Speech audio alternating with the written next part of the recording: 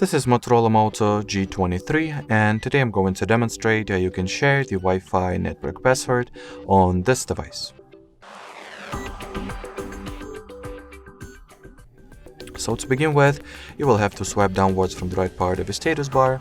then touch and hold at the Wi-Fi shortcut or internet shortcut, then tap at the Wi-Fi network you wanted to share the password of once connected, and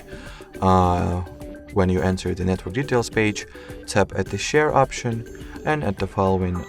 section of settings, or the following Wi-Fi details section, you will be able to see the actual Wi-Fi password for this network and the QR code as well, which you can further use to get automatically connected to the Wi-Fi network that you've decided to share the password of.